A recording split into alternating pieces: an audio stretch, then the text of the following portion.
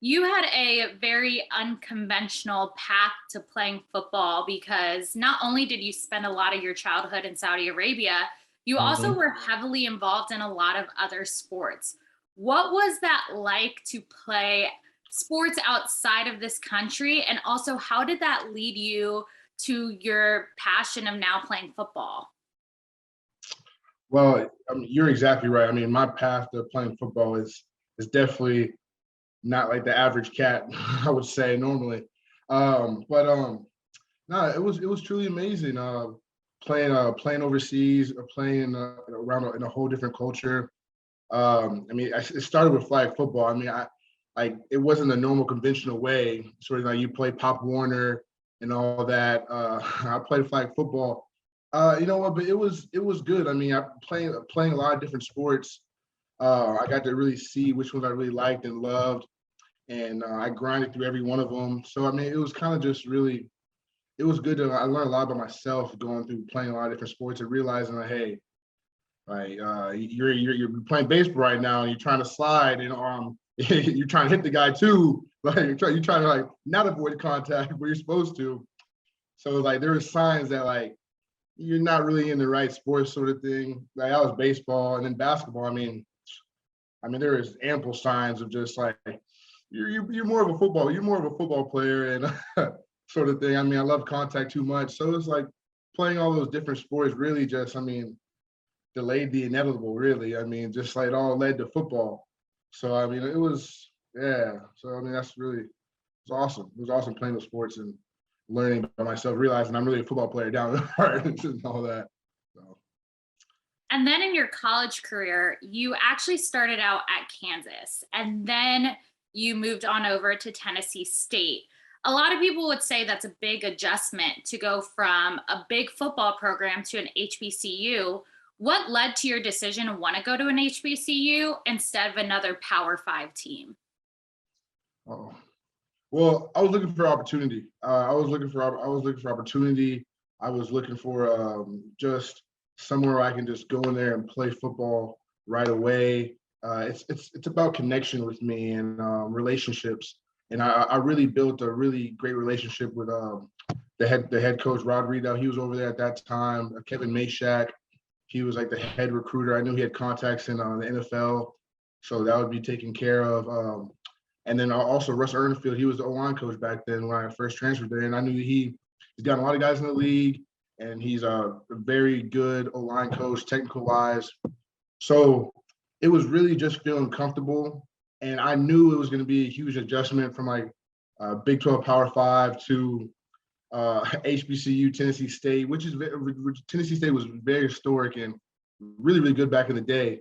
So that was kind of what it was with me about connections and relationships. And I felt really, really comfortable with that coaching staff and just the vision that they had for this program. And so it was an easier transition than I thought.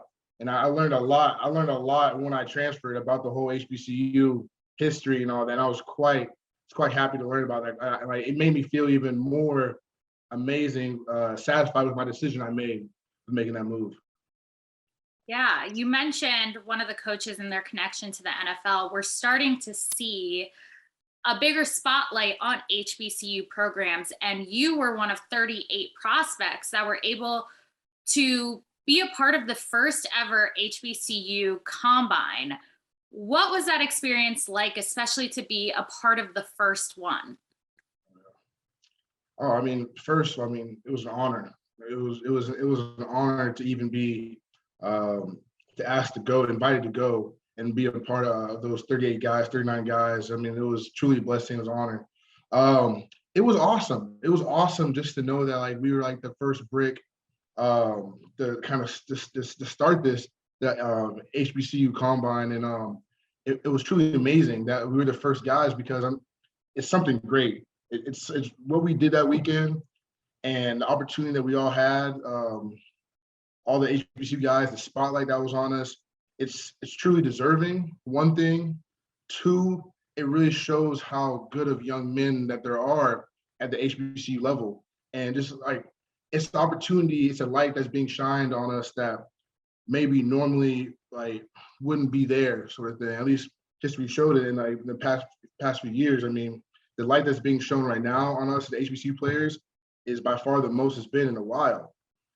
So I mean, it felt good to be the first group to do that, to be a part of that, and I'm just really happy that that's finally happening. That's finally happening, and that the light is being shown on all of us, and just showing not just that we're great players, but we're great young men. That all we need is just an opportunity. All we need is just an opportunity. All we need is just a foot in the door, sort of thing, and then just watch what we could do.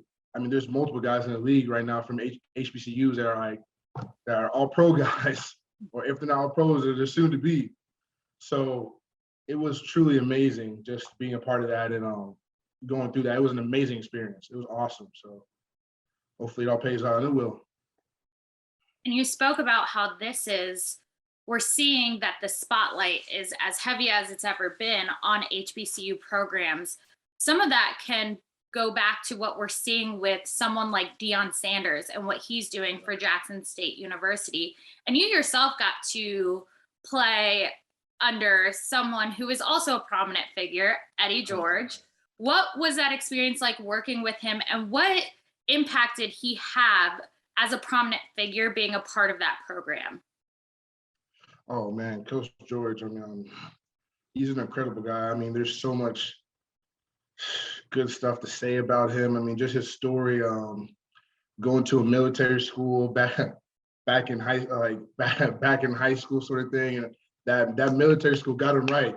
Like it got him straight, because before that military school, I mean, he was just like every other kid, like growing up in inner city and stuff like that, going through those problems. But at school, I mean, he's such a great man, and what he did for us is just amazing, changing the way we think.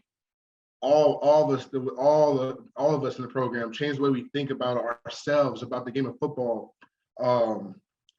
Just like the culture aspect of it, he was so inspiring. Every time he talked to us, he was so inspiring.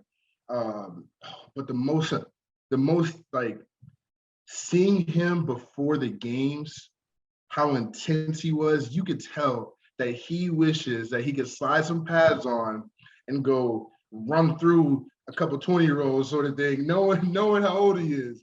He like the love he has for the game, like the way all that rubbed off on us in just the year that we had with them, and it was truly amazing. I mean, and then I talked to him on a personal level just to hear more about his story. I mean, it's just so inspiring. I mean, he's such an influential person, great man, great husband, great father. It's inspiring. It's truly inspiring, especially being an athlete, and that's just kind of what you want to achieve in life, sort of thing. When you look at the story and all that, but he did everything. He did everything and more for us as a program, and it was such a blessing having him. So, yeah, man, he is one of the major parts when it comes to the HBCU being shown, like being a light shown on us, sort of thing. I think he's doing such a great job with that and handling that, and really trying to focus on, like, when they want to interview him, he always tries to bring it back to Tennessee State, bring it back to us, and put even more of a spotlight on us. So that's truly amazing. Speaking of leaders, you play a role outside of a football player as well. You're also a girl dad. I saw on your Instagram that you captioned one of your photos of your daughter saying, "My why." What does the role of being a dad play into your pursuit of NFL dreams? Oh, man, I mean, it's a level of motivation that is unexplainable. I mean, it's a level of love that I didn't even know I had, sort of thing. Seeing her for the first time, seeing her every day, it pushes me even harder to get to where I want to get to, because it's not just about me anymore. It's not, and it's just, man, it gets me sad. It gets me sad but happy, like, because it's truly such an amazing thing having her, and just whenever there's a time that, like, I'm like, man, this is hard right now. Like, this is hard. I just think of my little girl, like, come on, daddy, like saying something, or like, and it just pushes me. It puts me into another gear I didn't even know I had. And that's what they do. I feel like little girls, when you have a daughter, they change you in nothing but good in ways that you didn't even think that you can get there yet. So it's a blessing. She's by far the best thing in my whole life. I could get drafted first overall sort of thing, but Viviana Love Durley was by far the best thing that's ever happened to me. So,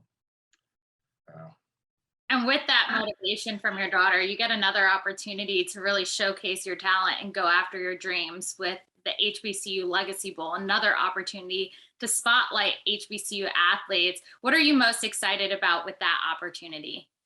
oh man, I'm really just to be a sponge, around all the great coaches that they're going to get there to teach us, I mean, everything. I mean, just technique wise, the way we carry ourselves, there's so much going on in that week. I mean, it's amazing. I mean, there's a career fair, so it's like, I mean, you can never have all your eggs in one basket, sort of thing. And just like I'm going to go into that week with the mindset of taking advantage of every opportunity. You know, at the end of the day, you never know when you're going to be able to get another opportunity. So, I mean, there's going to be so much stuff that week that's going to be so amazing, other than just the football aspect of it, which is by far the best. And being around great players and the HBCU guys, and who I know a lot of them going to be there, same guys from the combine. So we were already talking about that. So it's going to be a really fun time. I saw Sean Payton was tweeting about it the other day, sort of thing, talking about the career fair. So I mean, it's gonna be really awesome. I'm just excited to be there and to be a sponge and listen to everybody and all the great coaches and all that. So it's gonna be a great week. And on the topic of HBCU athletes, the NFL's, we can all say it's a predominantly Black league. It's also Black History Month, and the HBCU Legacy Bowl is falling within this month as well. But the NFL world got shaken up a little bit this past week because of Brian Flores and what he is now fighting for as a Black coach. With all the measures that the NFL has tried to take in amplifying Black voices, what other measurable actions can they continue to do to not only amplify Black players on the field, but off the field as well? Well, first of all, I want to say I'm very sad that Coach Flores is going through that. Him and his family is going through that. It's something that I don't wish on anybody. It's very tough. But I mean, if the NFL could do anything, I mean, just give opportunities to the black coaches and the Black players. I mean, just I'm not saying they're not. I'm not saying they're not, but just make sure they do it the right way with everything. Everything, just make sure that they're doing the right way. Make sure that there's people in high enough levels that can keep the people accountable. So whoever's able to make that decision on who gets hired, who gets a chance to try out, or anything like that. Just make sure whoever those people are that are making that decision, make sure that there's somebody holding them accountable, and just make sure they're doing it the right way. That's all I could really say. That's all I really would say about that. I mean, those people are really, really higher up to make those decisions and all that. I mean, it's tough sometimes, but you know what? All you gotta do is just trust God and just really hope that it's all gonna work out. And whenever it's your opportunity, whenever it's your time, just make sure everything's in order. And then if everything's in order, then you put it in their lap, and then it's up to them. And then if they know you're the most qualified for it, and if people like in your circle and everybody around knows you're the most qualified for it, then it's what it is. It's in God's hands. So that's my take on that. You spoke earlier about the disparities between a Power 5 school like Kansas and then a school like Tennessee State. Yeah.